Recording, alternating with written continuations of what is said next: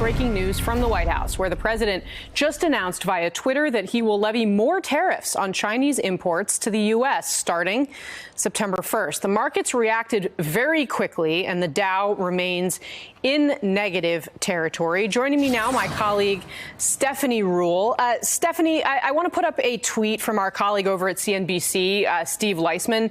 He writes, probably needs to be stated again, the president is increasing tariffs the day after the Fed chair, whom the president chose, warned the tariffs represent the single biggest threat to the U.S. and global economies, and he said it repeatedly. What is going on here? Listen, it's a stretch, but what Steve could be hinting at here, remember the president's top priority. He wants Jay Powell to cut rates in a very big way. The president knows that the humming economy is his secret sauce.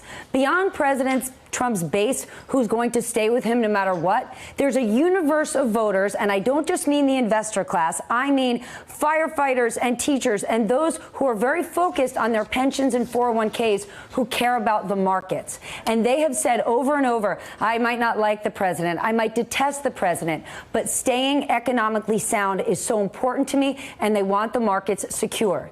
When you see the interest rates go down in a significant way, when the Fed moves rates down, that's a positive for markets. We have been in an economic expansion since the financial crisis. We're about due to see that turnaround. What prompted Jay Powell to actually cut rates?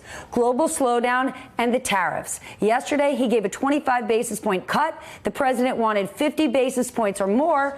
Now we're at a standstill with China, or even worse, he's implementing more tariffs, and that is going to put Jay Powell potentially in a position where he'll have to cut rates again, because this is bad for farmers, it's bad for manufacturers, it's bad for consumers. Hey there, I'm Chris Hayes from MSNBC. Thanks for watching MSNBC on YouTube. If you want to keep up to date with the videos we're putting out, you can click subscribe just below me, or click over on this list to see lots of other great videos.